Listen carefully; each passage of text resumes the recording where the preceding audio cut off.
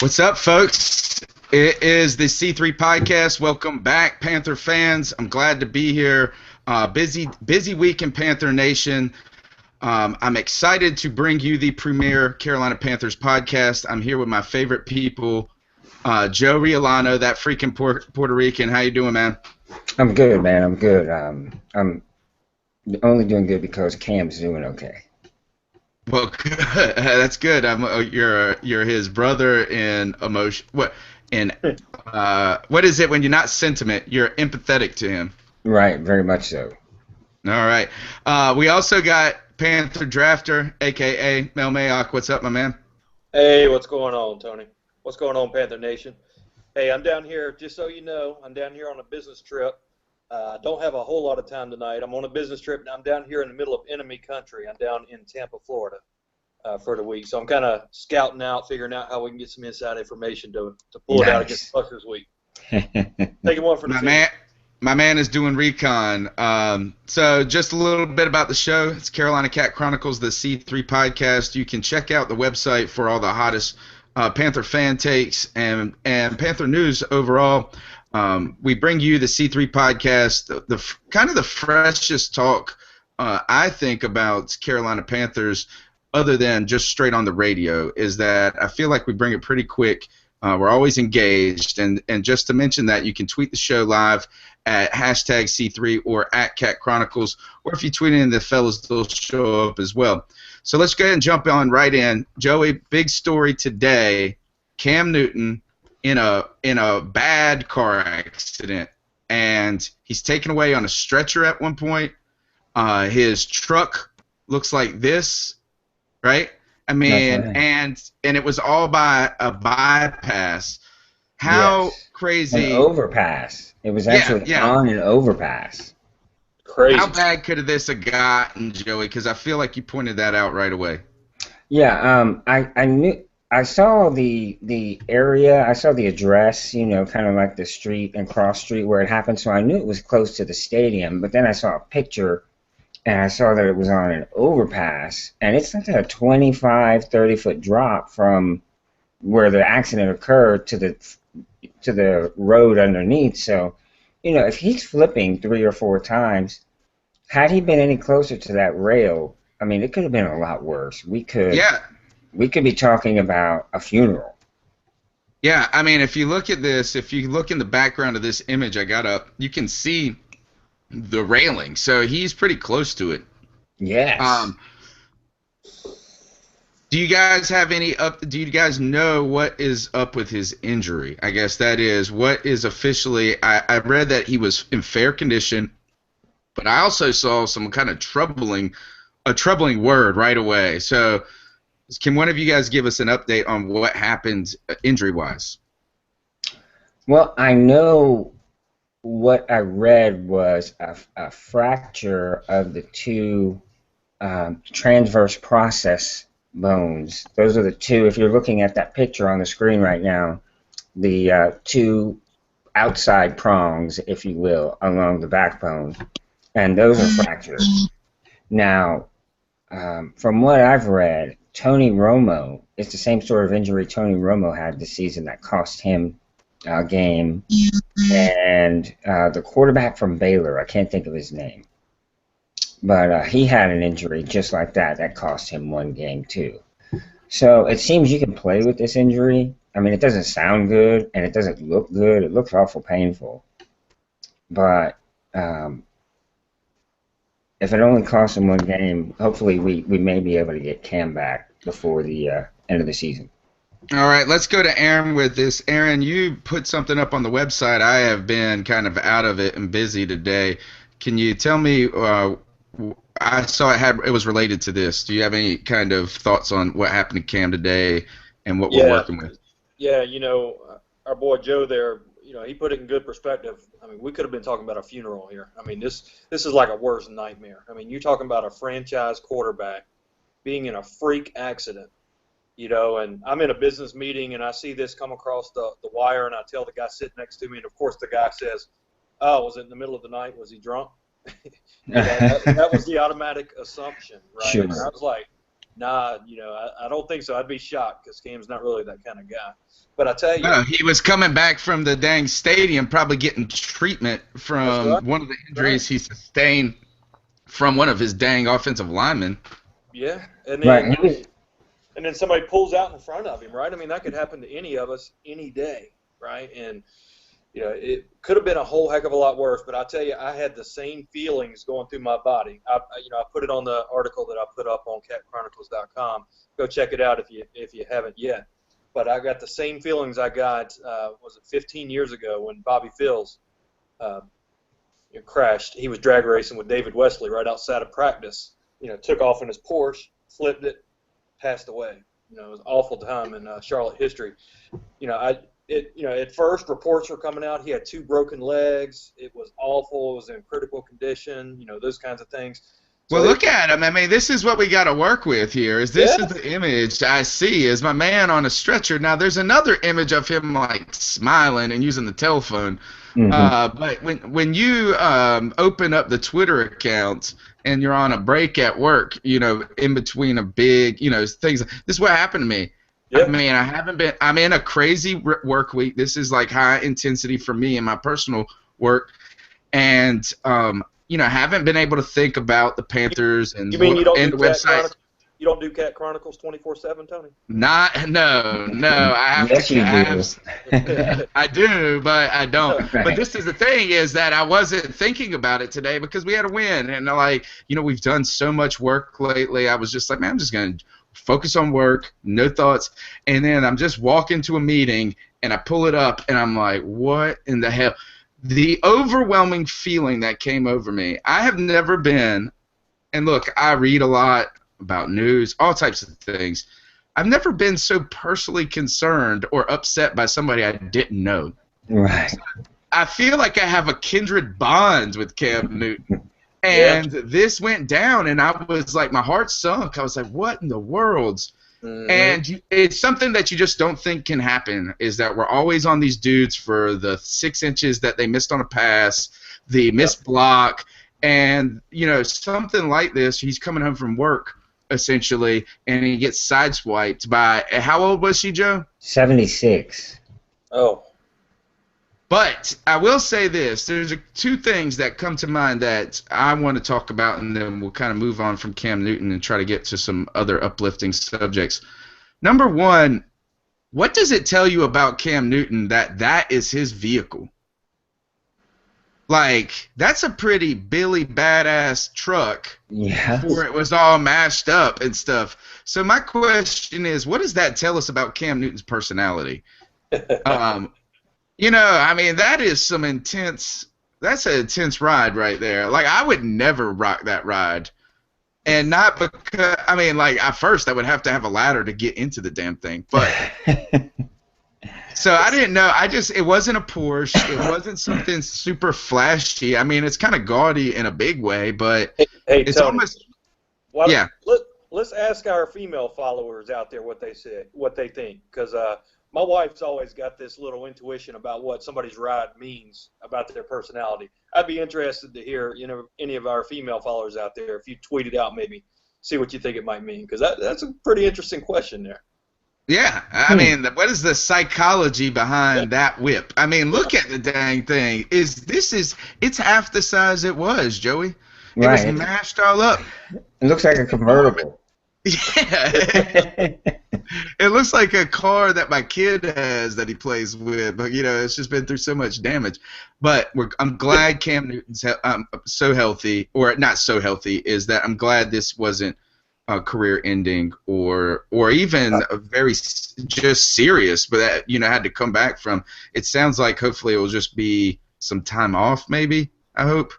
We hope. I think they'll probably have a better grasp on the overall game plan tomorrow morning. Oh, he's going to be sore tomorrow, boys. Yeah, I don't expect him to play this week. And if there's a season to do this in, this is the one, because I know we're going to be happy and talk about the game and some things, but it's not like we were just 13-3 and going into the playoff. Right. He's been banged up, all of that. Okay, so my next question or point that that came to mind immediately when this happened is like, holy crap, what are we going to do without Cam? Yeah. And I know we're going to hear tons of crap about Derek Anderson and Oh, DA. God. We've already started hearing it. But here's the thing. I was thinking past Derek Anderson because you don't know what happened. It just said car accident and, like, on a stretcher. I mean, it was, like, you didn't get the details about the severity of the injury. Right. And so I was going, holy crap, what if he isn't our franchise quarterback after this? And the number one thing is that we've got to pay Cam Newton. We've got to pay him. The feeling I had today when this happened, the thought of losing Cam Newton was unbearable because there's not an alternative out there that's better, right? I mean, that could be better right now. Right. And so I felt like this really put the end of that. To me personally, is Cam Newton a franchise quarterback? Because I couldn't think of. I was like, crap, the Panthers are screwed forever. Hey guys, we got a couple of tweets here. Let me give a couple quick shout outs. All right, we got Justin on Twitter saying that his next vehicle needs to have a roll cage installed. Nice. Right. Clearly. And then probably the tweet of the night, our dear follower Abby at Carolina Abby, she says, big truck means big feet.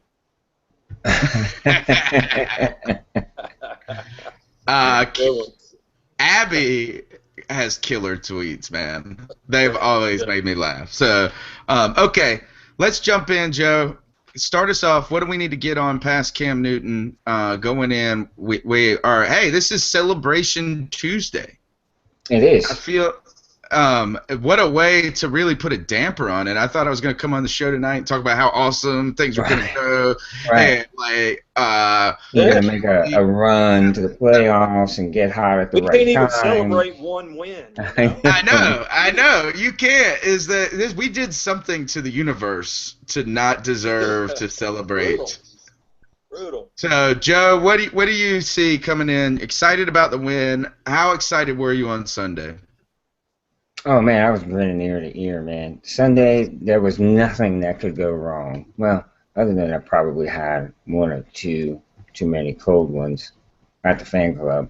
But beside that, there could be nothing wrong. You know, it's so much more fun to watch a football game when your team is winning.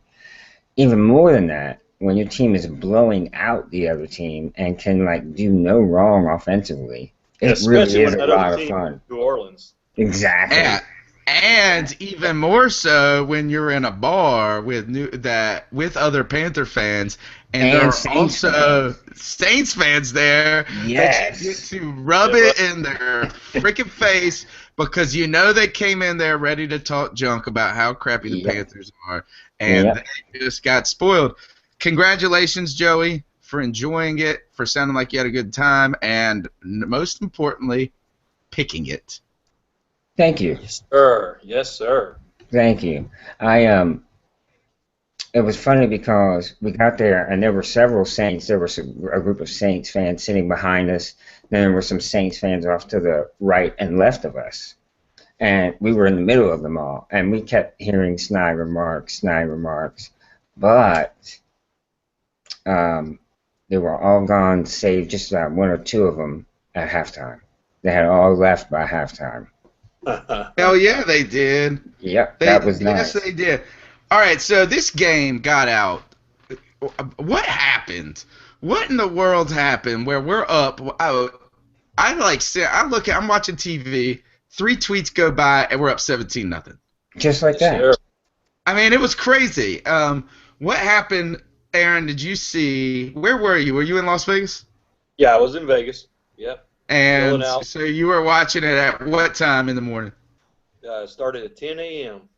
10 a.m. What was your game time food that day? Oh man, what we have? I had pigs in the blankets going. Nice. I had some special Christmas time Chex Mix going that has that Worcestershire sauce and stuff. No way. For breakfast, dude. Oh, No, my breakfast was at 6 a.m., brother. Oh, Good okay. Lord, he got This up. is He got up to prep. right. I had to This get is up and put out brunch. the open mic tweet of the day. You That's guys work right. hard. Yeah. All right. So, what'd you see in that first 17 points, Aaron? What stood Well, out to you? well, it was much like the first game, right? When the Saints go down and they turn it over, right? Except for we got the ball first this time. We went down, did a nice sustained drive, and I put out a story shortly before that game. We got to get Kelvin Benjamin involved. That first game, he only had 2 catches for 18 yards, right? And 2/3 of the time, the guy catches the ball, it's for a first down. So get the man involved early, and we did. Now, he dropped some passes, but when you get him involved, man, good things happen. So we marched down, we scored. Then the Saints come down, they turn the ball over. But we didn't turn it back around and start turning the ball over. We played smart football. Our offensive line was blocking well. I mean, Mike Remmers, Susan's call of the year, calling for him for the last month. Man, he and Trey Turner were just blowing people off the ball. That was the difference. And then Cam started getting some confidence he wasn't going to get crushed. Hey, he started making plays. Jonathan Stewart was running the ball, and it was on, man. When we play that way, that is Panther football. And like Joey said, that's the team that we want to see in the playoffs. Joey, I want to play this for you right here and then have you respond after you saw that opening drive. This is something that Ron Rivera was asked about this hot start. I don't want to say a lack of seriousness, but do you think the guys kind of needed to just kind of get in line and button up a little bit over these? No, I think it really was just a matter of growing and maturing. I mean, it's, we got a lot of young guys and learning how to do things the right way now. And again, it falls on me because, I'm the head coach and I'm the one that's got to find these things and push these buttons and get these things going. We've been doing it. So my question he's asked is Jonathan Jones from the Charlotte News and Observer asked, was this a lack of effort? Where did this hotness come out of?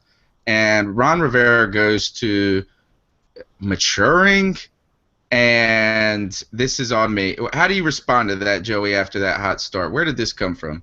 I don't know that that's the right answer. I mean, there may be some of that, but I think that's more along the offensive line.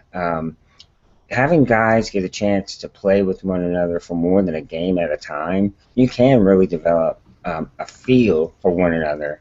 And once you start to gain trust in each other and you know what you need to do if this guy's going to do this, that offensive line played the week before and did okay. They did okay the week before. And then they're just building on it. So I think that's part of it. Plus, we didn't run D'Angelo Williams up the middle on the first play of the game. Now, this is what I want to ask, Joey, is the maturing he's referring to, is it the coaching staff that's maturing and not maturing permanently, but like, hey, we're 14 games into the season now, and now you open it up. And we have to say this was, right off the bat, a very aggressive game in comparison to the style that we play. Right. Go ahead, Aaron. Go ahead. Let me point out one play that was probably underlooked, but I think was crucial to the game. 2 plays. One, it was that first opening drive. I think it was second down, might have been third down. A little screen pass in the flat out to Mike Tolbert, right? And he kind of bobbled it, hit off his hand. Oh, man. But he caught it, picked up the first down, kept it going. Weeks past, that's a play our players would not have made. We would have dropped the ball, and then we would end up having to punt. The offensive coordinator looks a lot better when guys make plays that they need to make, right? I mean, that gave us the most. And then and then on defense now, right? I mean, Drew Brees goes back, sends out one of his patented bombs. Sticky Wicky jumps in there and makes a play. If he didn't make that play and the Saints player caught it, it would have been a different ballgame.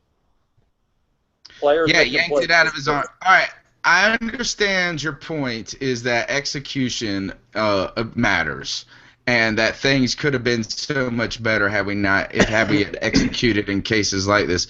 But here's my point, though, is on the first drive, in the first 8 plays, we probably ran 1 running play, 2 maybe, and one of those might have been Cam. I mean, it came out, and I'm not saying that to be aggressive you have to be gimmicky. to be an aggressive play caller. I just You can't felt be like, right? You just can't be predictable. yeah, Right, yeah, right. And that's what we were. And I Yeah. think part of that was because Shula kept going to the same 2 or 3 pages of plays every game and was running the same I think that's play fair. in Yeah. different orders. But now he went a little deeper in his playbook, and look at what we saw. I think another big factor in this is getting Cam going with the run game early. If you get him comfortable running the Yep. ball, it really starts a rhythm for him. He doesn't have to run it 12 times, but you get him 2 or 3 good runs, he starts to get into a rhythm. He starts to get a real feel for the game. We saw him run early, and then his passes became more accurate. He felt more comfortable in the pocket, and he felt more comfortable in the game, and it showed. I It really think. Do you remember, Joey? I used to always say that with Cam, you had to. Was it? What did I say? It was like not feature him. Like he right. can't be the driving force of our offense, but if you can just establish that he can run early in the game, it makes everybody a little bit on edge. But here's the thing: watch. I mean, it makes those defensive ends not be able to crash down as much. They have to hesitate for a moment just to see what's going on. Um, but watch Cam Newton. We all know that. What do we know about Cam Newton is that he comes out throwing the ball high early. He has to shake the jitters out of him early. If you watch him closely now, before every game, he's like going through this like calm down kind of phase. Watch they zoomed in on him on the camera right on the very first play. And my man had his eyes closed and he was taking a deep breath and he was trying to get out the jitters.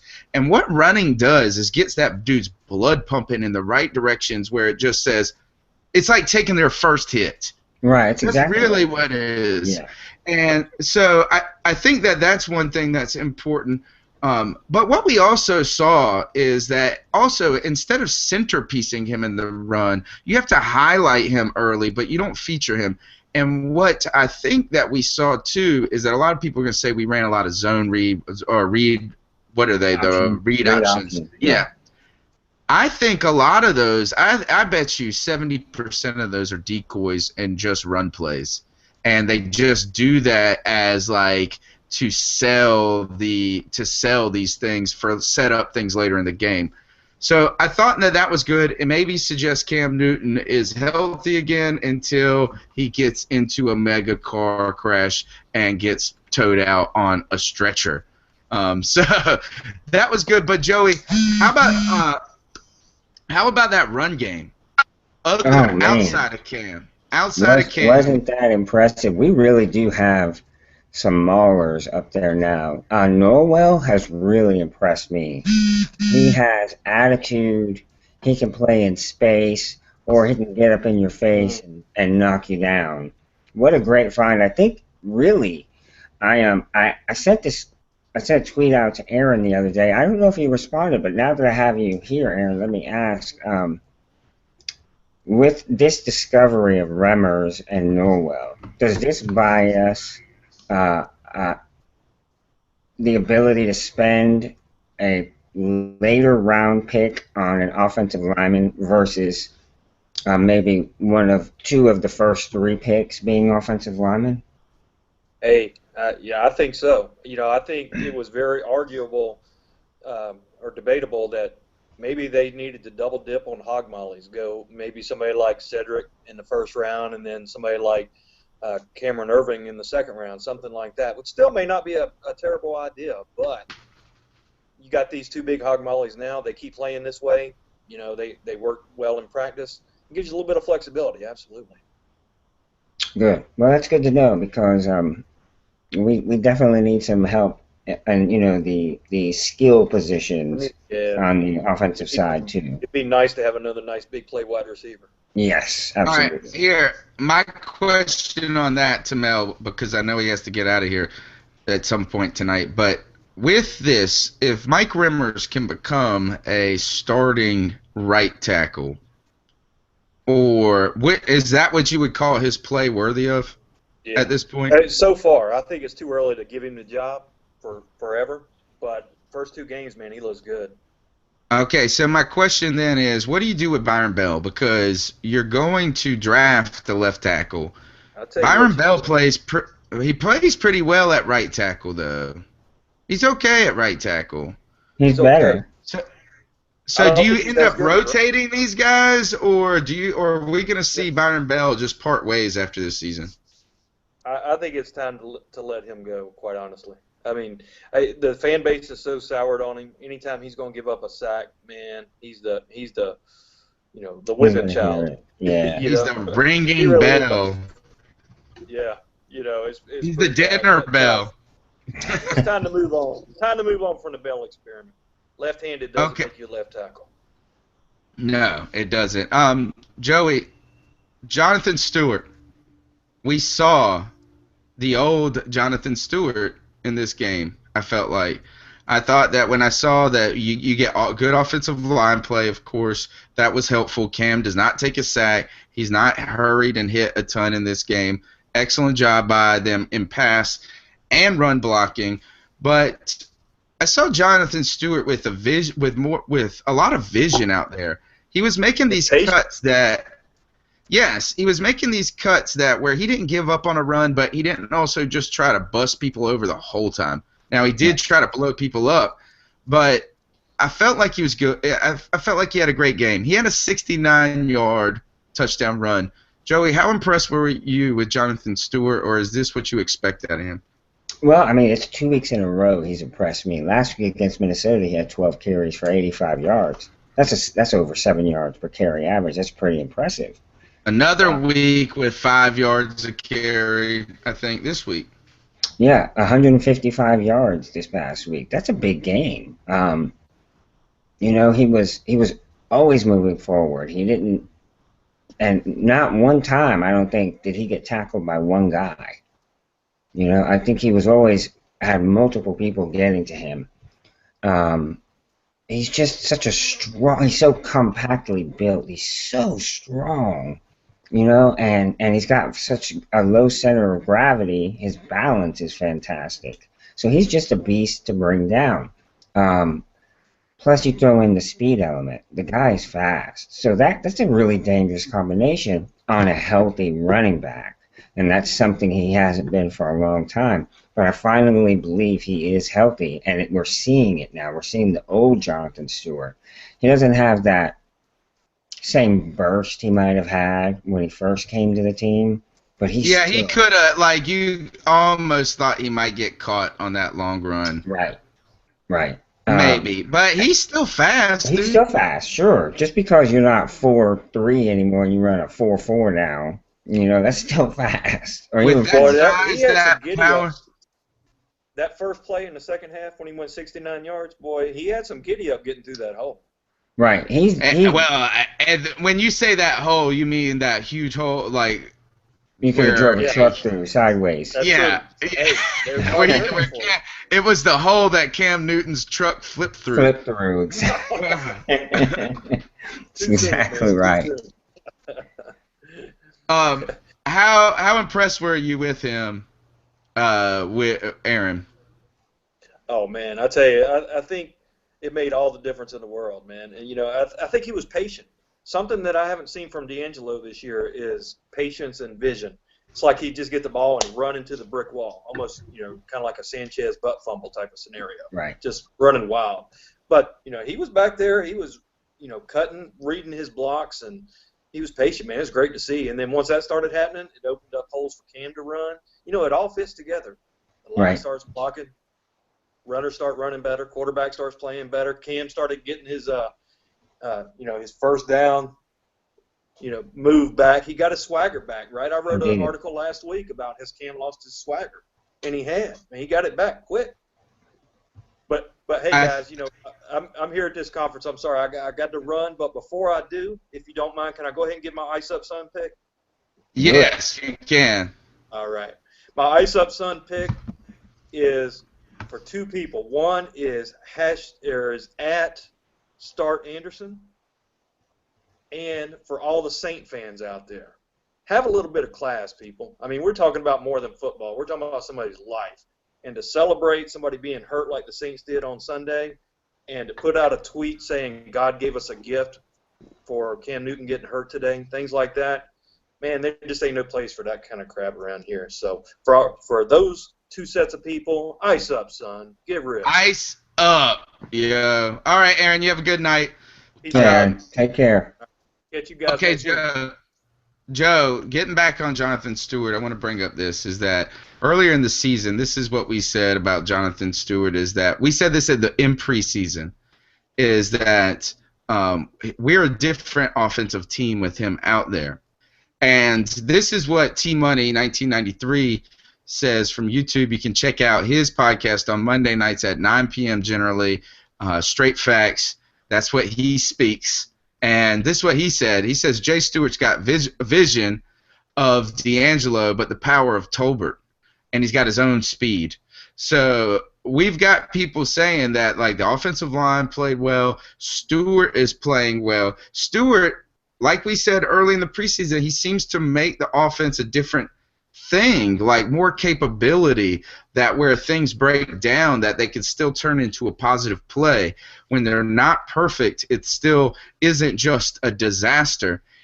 We said that with the caveat that he's got to stay healthy, right? That we are worried about this, that we're concerned about this. But now there are three things that have happened since those comments we made in the preseason, Joey. Number one, Jonathan Stewart has stayed relatively healthy. He got nicked up a little bit, but that didn't really keep him out as much as it seemed to kind of divert his carries a little bit. He did have that he nicked the knee up, I think, a little bit or something like that. But overall, he's been the healthiest he's been for a while. Yes. Two, D'Angelo Williams has been unhealthy. Right. Mike Tolbert has been unhealthy. And then number three is that D'Angelo Williams has not done what he has done enough of, or any at all, frankly, this season. And we've seen this progression. And look, you know me, D'Angelo Williams, he played in the football conference my college team was in. I got to see him. I like him a lot. I like that he came to Carolina. And we always do this, is Panther fans have turned their back on D'Angelo Williams every season that he hasn't been awesome right out the gate for his whole career. Now, every season that happens, around week 6 or 7, my man drops like a 70-yard run and has a good game that silences everybody. That hasn't happened this season. So the unproductivity, the productivity of Jonathan Stewart, and the relatively healthiness of him in comparison to the rest of the backs, Joey, does that earn him the starting job in your mind as the Carolina Panthers running back? Yeah, I don't think there's any doubt about it. I think it's an easy decision after seeing him these last 2 weeks. D'Angelo's not playing because he's hurt. There's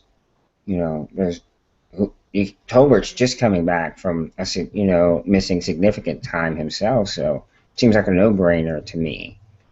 I like the thought of having Stewart, Tolbert, and Fozzie as your stable of running backs, because Fozzie is not exactly a rookie. He's a younger player, so he's still got a little bit of time on him, and he's only going to get better the more he plays. He's fast. Yeah, good speed. He had a good catch and run for a touchdown in the game on Sunday. So you want to see that from your backs. You want to see the complete package, and I think we have 3 complete backs there.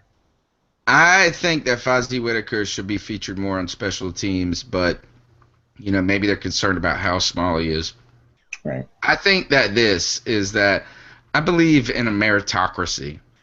I do believe that overall, when you have 2 people that you've invested the kind of same amount in, which is D'Angelo Williams and Jonathan Stewart, you should go with the hot hand. I think you should. Go with the hot hand, number one, and that has to be the phrase. Hashtag hot hand. This is Jonathan Stewart has had the hot hand in comparison. Mm-hmm. It's not a referendum on D'Angelo Williams and his effort and things like this. It's just this, is Jonathan Stewart's getting more done.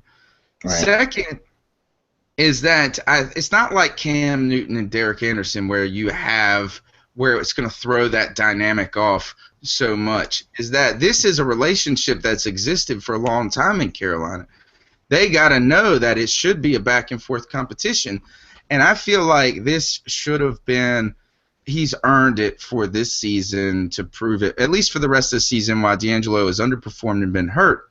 Here goes, though, Joey, is Ron Rivera has been resistant to naming Jonathan Stewart the starter. He was asked about this in his press conference. This is what he had to say. Why a hesitance to name Jonathan the starter? My preference. That's the only reason. So somebody just tweeted Joey to tell him, my preference, Joey. My preference. What kind of answer is that? My preference. He was asked why the hesitancy to name Jonathan Stewart. And he just said it's his preference.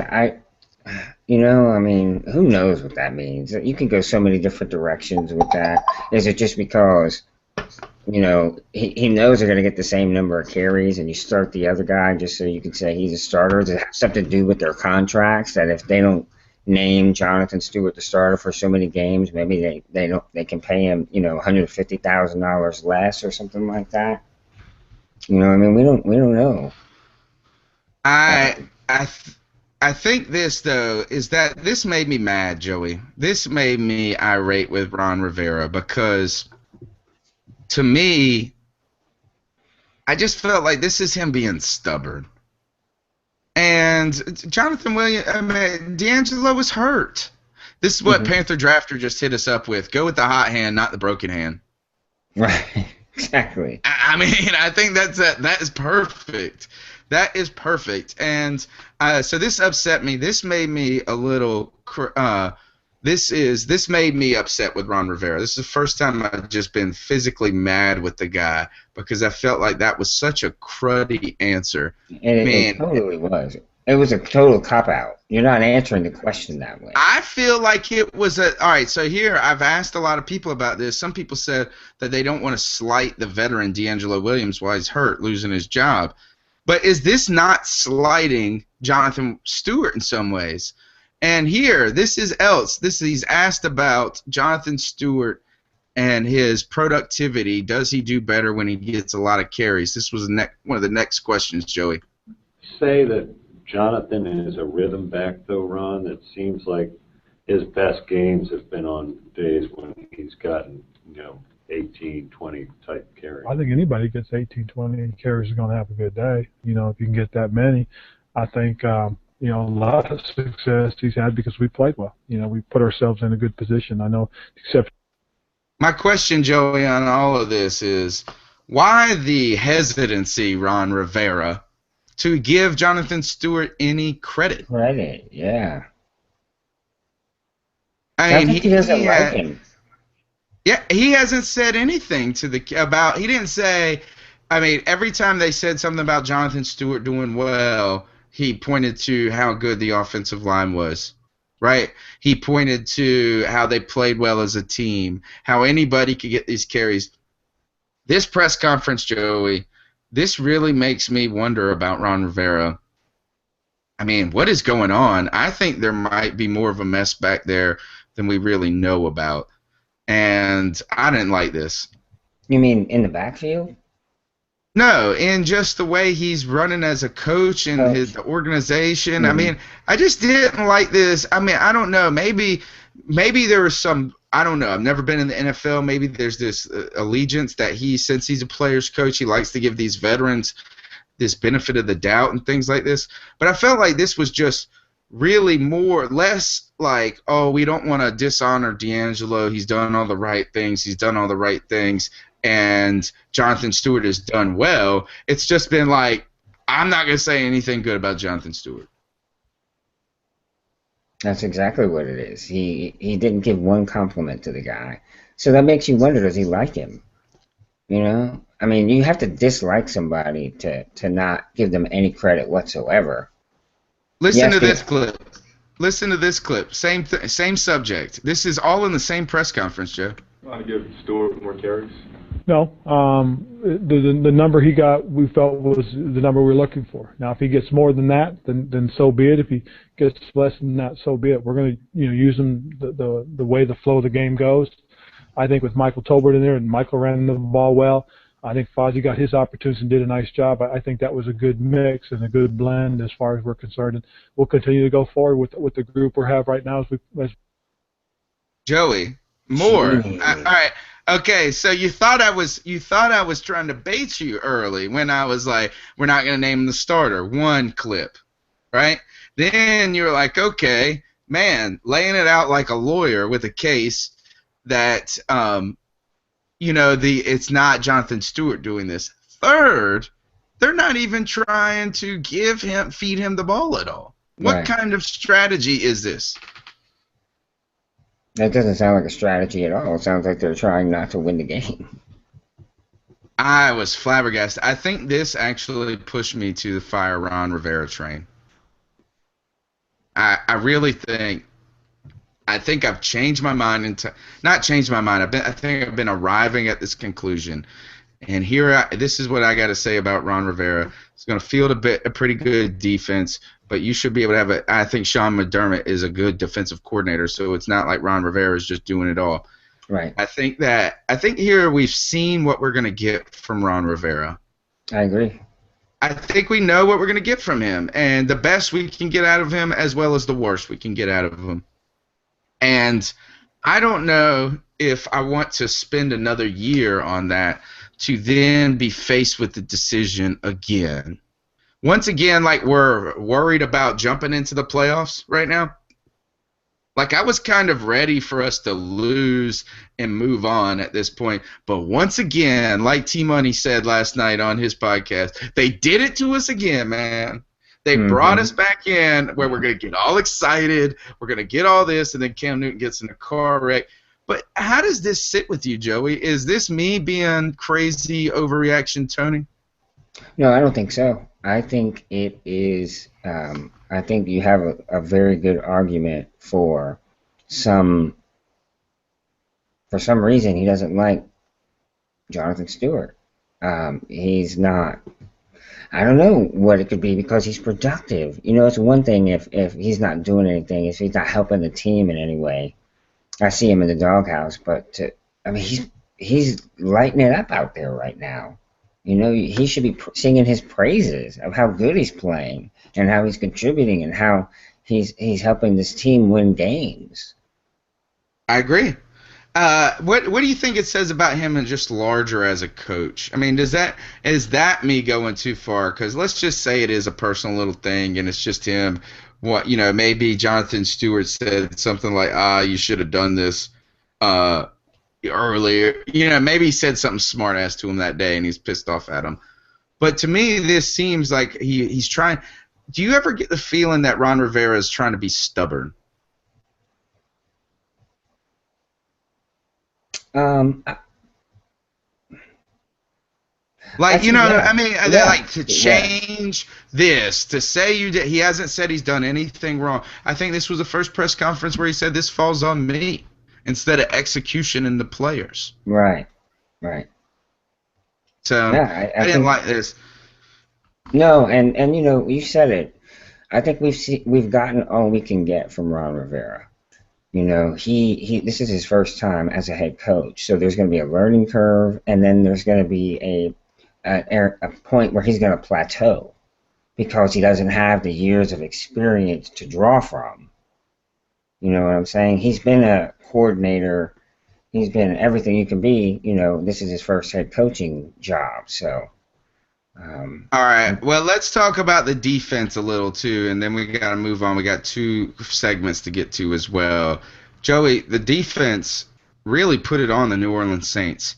Now, we can say this might be bad New Orleans Saints, but at some point this was good defense. It was opportunistic. They got after the quarterback a lot of pressures. They didn't come up with a ton of sacks. We had young guys out there making plays.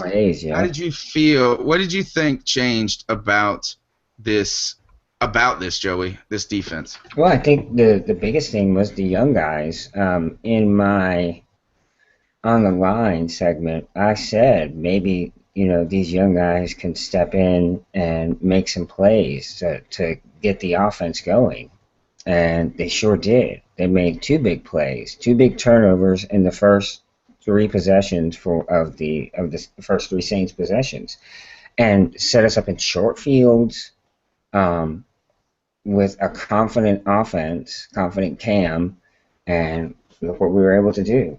17-0, like you said, three tweets into the game. Yeah, it was insane. Who were the standouts to you, Joey? Obviously Sticky Wicky was one because he almost came up with a second interception later in the game. I thought he did. Yeah, me too. I was over there. I was working on something, and was getting ready to do a wrap up of the first half. That's what it was. And I was putting stuff on the website because I like to put the odds. They put the odds up on this one website of what our predictions were. And I had written it. I had wrote it down. And I was like, man, I got to double check this. So that's how close he was, is that I believed it happened. He had a great game, and who else had a good game? I think here's a couple of guys. Trey Boston, what did you think about him? I think he played well because we didn't hear his name. Like, oh, the young rookie got beat. You know what I'm saying? He didn't do anything spectacular, but at the same time, he just went out there and did his job. So that's good, in my opinion. If they're not calling his name. For a guy that wasn't that good in college, it's not like he was like a top name or anything like this. There were some question marks coming in around this kid as it was. Injury problems. I thought he played well. I mean, you can't. I don't see Deku getting back out there. Right. No. I think this is sad that it took 13 weeks for these guys to be able to get out there and play. Part of it being injuries, of course. Yeah, I mean, that's a lot of it. But Kason, Ben A's been hurt. Maybe they wanted to cut Kason for a while, and it was Ben A being hurt that, kind of slowed them down on that. Yeah. I felt like this. My boy, the guy that I'm buying, the next jersey I buy, Joey, and if I wouldn't have had to have bought a fridge. By the way, let me tell you this story before we jump into this. My Sunday, you want to talk about a Sunday? I was so excited. I mean, I had a great day with the Panthers. I was drinking beer that afternoon. We're having my sister and brother-in-law come over for dinner. It was a win. I was going to be happy and host these people. And I'm like, man, my beer is warm. It is getting warmer. It's not getting colder. And my refrigerator broke, Joey, and on Sunday night, I went and bought a refrigerator. Instead of hosting dinner, I made my sister watch my kids while I went and bought a refrigerator, came back, put it in. Didn't fit the door. Had to take the doors off. Then didn't fit in the opening because we knew we were pushing it. And I essentially had to move the counter. I took the counter off the wall, dude, and moved it over a little bit to fit it in. Unbelievable, dude. So this is the evening that I had that. That's how good of an experience it was for me. And I was going to say this. The reason I'm putting this story in is because, first, I wasn't that upset about it being 30 degrees and me having to do all this crap to get this fridge in because the Panthers had such a great game. The second point, though, is I had planned to buy myself a K1 short jersey for Christmas, and I can't do that anymore because I had to buy a fridge on Sunday. But my man is giving out free Bibles on the internet, dude, on Twitter. He's a great dude. He played hard. I think the pass rush was good, Joey, in this game. How did you feel about that? They were solid. Charles Johnson 2 weeks in a row. Yes, I think it was good. Drew Brees was not comfortable back there. He felt like he had to keep one eye on, the guys around him as well as another eye on the receivers. They've really never gotten to a rhythm, which kept them from getting comfortable. The running game wasn't that effective. There were a couple of big runs, a couple of bursts, but overall the running game didn't really do much. It was really a dominant performance by the Panthers. I know the defense for the Saints is like 31st, I believe, in the league. But we really did go out there and manhandle them on both sides. Yeah, it was great. Let me get one last clip, and then we got to feature a couple of tweets and then move on. But this is what Ron Rivera had to say about the defense, and he liked also going this, and this will be a good segue to getting these tweets about him, Ron Rivera and veterans. This is him on the pass rush. The pass rush is excellent. I know we only got 2 sacks, but Charles Johnson had 5 quarterback hits, 4 pressures. I mean, when you watch the tape and you see his impact on the game and how he influenced the quarterback, hats off to Charles. I wish he had gotten 1, 2, or 3 sacks because he deserved them. He earned them, and he played his his butt off and did the things that you expect.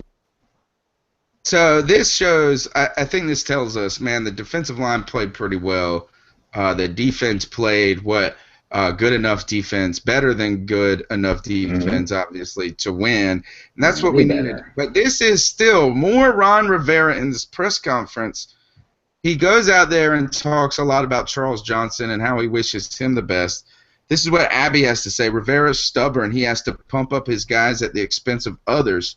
If he says Stu is good, he isn't supporting D. Will. But then he goes on and he defends Bell all season because he thinks he's being loyal at the expense of Cam Newton. Once again, it seems like he's almost like rooting for these guys a little bit. I don't know. I mean, I like this. I like what he said about Charles Johnson. I thought that was nice. But, just kind of this weird, strange thing with Ron Rivera going on at the end. So I'm happy about that defense. Joey, I want to jump into the next section, and it is that time for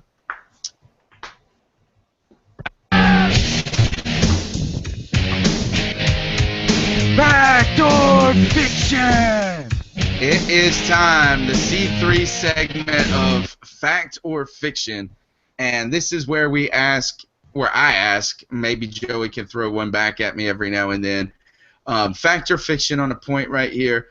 Number 1, Joey, also comes with another audio clip. This is about another guy that stood out in this game that was awesome. This is Ron Rivera talking about Greg Olsen. Yeah, Greg Olsen had another tremendous game considering the injury, coming off of the injury. 10 catches for 72 yards and a touchdown. And, if he's a little bit more fleet of foot, he might have had 2 touchdowns. But he played well. All right, so this is my Fact or Fiction, Joey. Have you ever, Fact or Fiction, Greg Olsen has ever been described as fleet of foot in his career? I would say never. So is that a fiction? It is fiction. All right. That is my response as well, because I thought he was going to say if Greg Olsen did not wear snowshoes, he would have maybe added 2 touchdowns. He's never broken a tackle again. So I say fiction. He's never been described as fleet of foot. All right. Did you know he had his knee drained 3 times last week? Yeah, he's great. Man, what a lot of grit. I feel like he's become a tough player. I mean, I remember, Joey, a long time ago, you wanted us to draft him. Yeah. And who did we draft in place of him? We got Beeson that year. Yeah, that was a good pick. Yeah, which was a great pick too. But I wanted him because I thought he was the best tight end in college. You did. I remember that. But... Yeah. He was never the most fleet of foot tight end in college. All right, next fact or fiction, Joey. There's been a lot of hubbub immediately. First we featured this a opposition type story from a guy named Brian Austin, and then some numbers behind it. You can just follow the angry Panther tweets at him to the one Panther fan that he has just caused a stir. He's the Andrew Luck lover. Yes, he is. His name is Monty, and he's actually he's got a secret man crush on Andrew Luck. It's not even secret. It's out in the open. And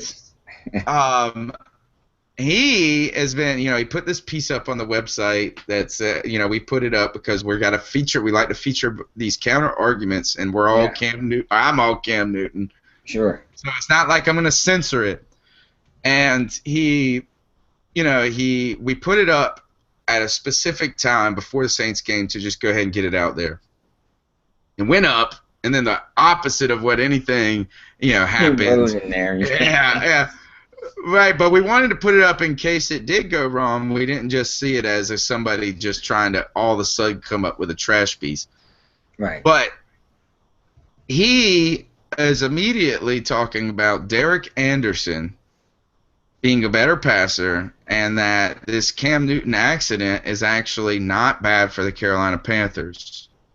That because we're going to have the better player in with Derek Anderson. God, that just sounds, I mean, you know how stupid that sounds? Just hearing somebody say that. That just sounds so dumb.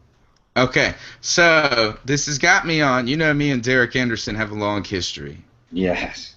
Our history goes back. Sordid history. A sordid history. And that I'm not allowed to talk to Derek Anderson on Twitter anymore. He has blocked me. And so here continues the war against DA. Fact or fiction, Joey? Will on Sunday, when someone trots out with their jersey with DA on the back, is it Derek Anderson or is it really the elf on the shelf? Fact or fiction? Fact. Derek Anderson is the model for your elf on the shelf in your house. You know what that does, Joey? Is that takes a lot of magic out of the elf on the shelf. It takes all the magic out of the elf. All of it. It's gone. Yeah. So this is what I say. Fact. Derek Anderson truly is an elf that works for Santa. He just happens to be huge. He's just a very big one. He's a giant elf. He's a giant elf. All right. So moving on, let's jump into that is our segment of Fact or Fiction for this evening. Let's move on, Joey. Talk briefly about the Bucks. Let's spend just a couple of minutes. Bucks. I heard someone describe them as already having their golf clubs packed in the car, ready for the off-season. And number one pick with the Mariota dude, or isn't that his name? Yeah, Mariota. Yeah. So we're hosting the Tampa Bay Buccaneers with Derek Anderson, but according to some Indianapolis Colts fans, that is actually not a bad thing for us. Joey, is this the next step in some strange run to the playoffs? I think it is. I think Derek Anderson has beaten the Bucs once this year. Week 1, Cam was injured, so he stepped in and got us a 20-14 victory against the Buccaneers. So we know he can beat them. We're at home this time, and we seem to have established a very good running game. And if I'm Ron Rivera, I'm going to make sure that Jonathan Stewart has 28 to 30 carries this week. And he just literally is used as a battering ram against that Tampa Bay. A ribbon back. Yes, exactly. He beats him and Tolbert just pounding the ball away at the defense. I don't want Derek Anderson to have to try to make any plays on his own. I want him to stay within the confines of the offense, which is going to be run, and throw it short to Greg Olsen if you have to. I worry about this because Derek Anderson is Derek Anderson, and people forget that because they see him in the preseason. They saw him in one game where he played moderately well. He did. He did not play great. No. And he had a couple of mistakes late. So we're talking about a guy that's got like a 52 or 54% completion rate for his career. This is not good for the Carolina Panthers, and we do need to feature that run a lot because you got a Bucs team where really right now you got two quarterbacks, which they're thinking about maybe going to Glennon again, that are fighting for relevance in the NFL. So it's not for a lack of effort that you're going to get from them. It's just they're not very good. That's the thing. Right. But they do have some big. Yeah, but they do have some big receivers. There's a lot of things, Joey, that could go wrong in this game for the Carolina Panthers as well. So Jonathan Stewart and Ron Rivera, basically, Ron Rivera needs to change his attitude on giving Stewart more carries. Mm-hmm. Yeah, I think so. I think, like I said, if I was Rivera, I would make sure he's getting 25 to 30 carries in this game. And, you're sprinkling in Tolbert, too, to give him a little break, but you're still pounding that rock because you don't want Derek Anderson to have to go out and win the game for you. So did you get my email about the line on this game? This is the first game we've been favored in a long time, Joey, and I think we were favored by 6.5 points. This is pre-Cam Newton accident. How do you feel about that? How do you feel about this, like, being favored again? Is that a good thing for this Carolina Panthers team? Well, that's a good question, Tony, because generally we play better when we're the underdog. But this is a pretty bad Tampa team. So I think no.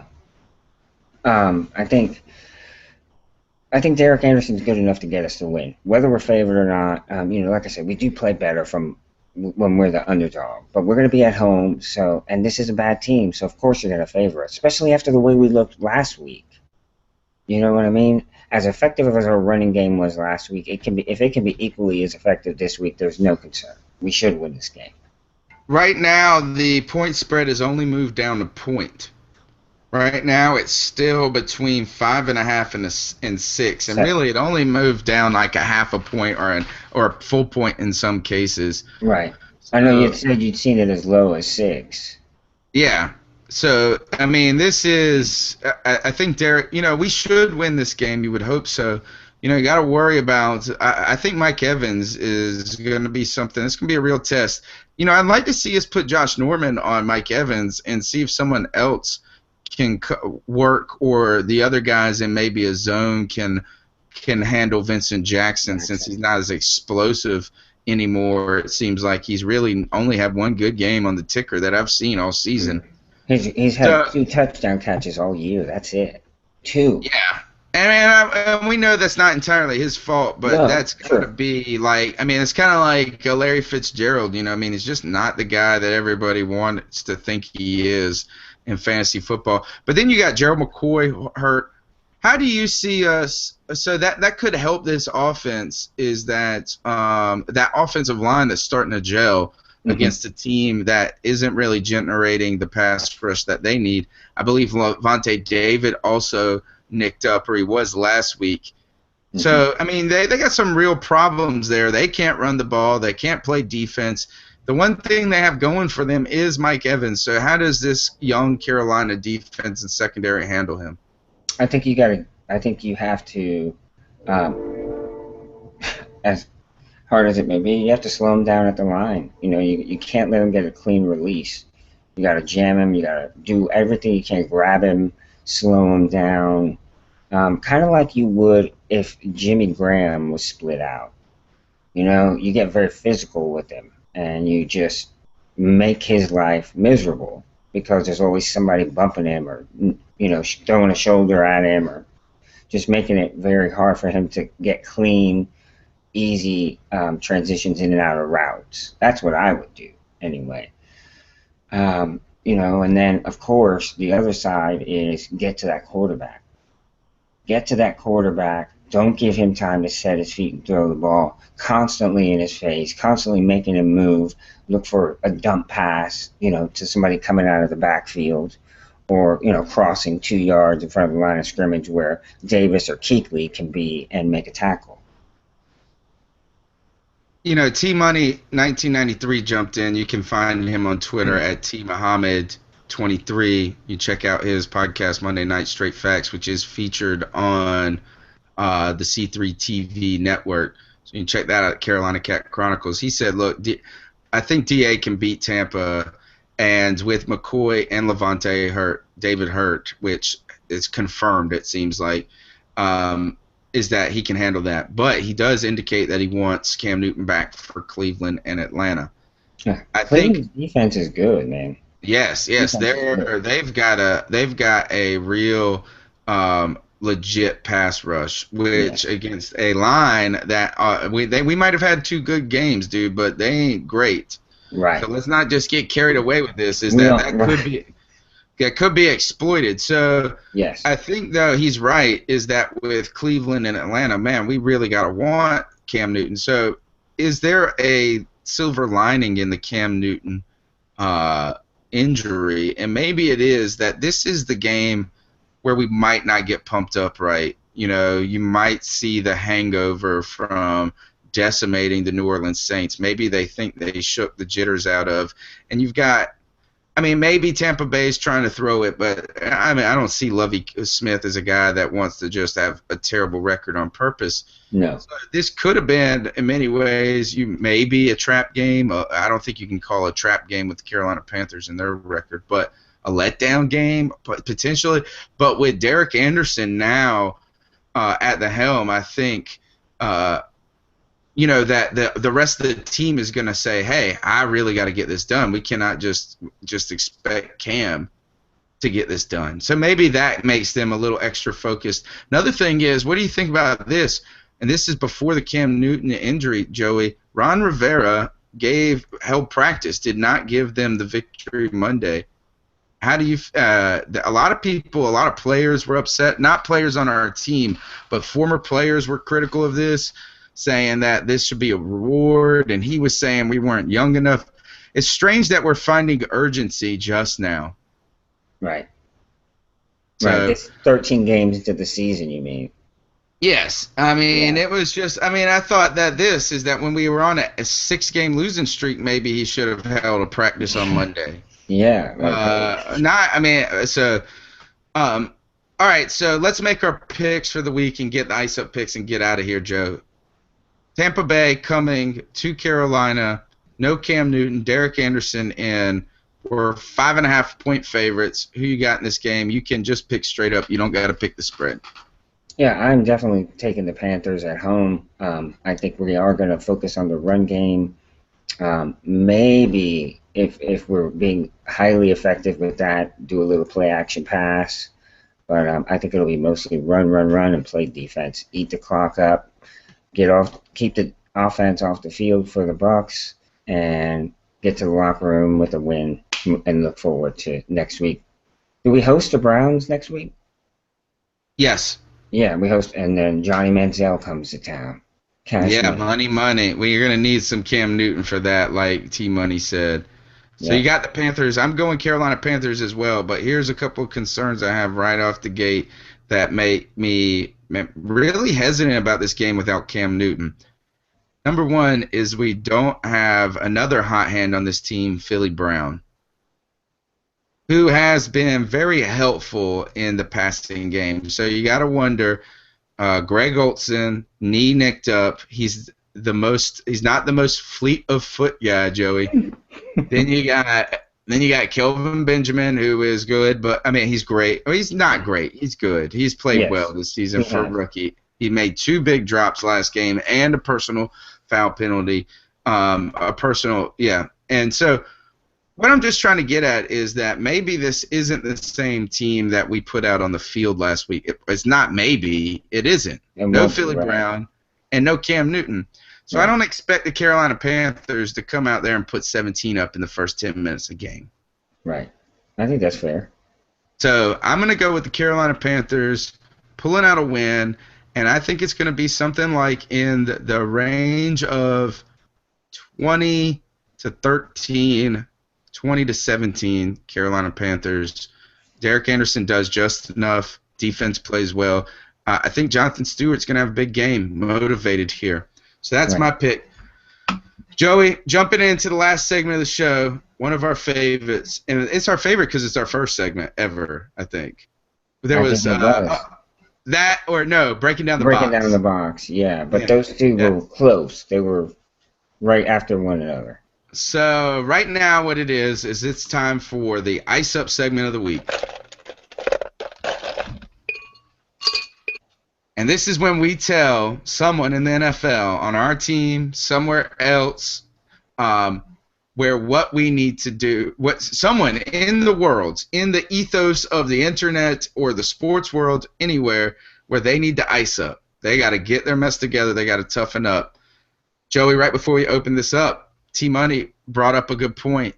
Maybe this is the time to see Stephen Hill out there with no Philly Brown. I like that. That's a very good point. I mean, that would be good. Why not? Why not? I mean, it can't be any worse than. Oh no, because we got to help the Presley dude because he's all of a sudden so good that we need to bring him up. Okay, ice up pick of the week, Joe. You got one for me? I am going to go with.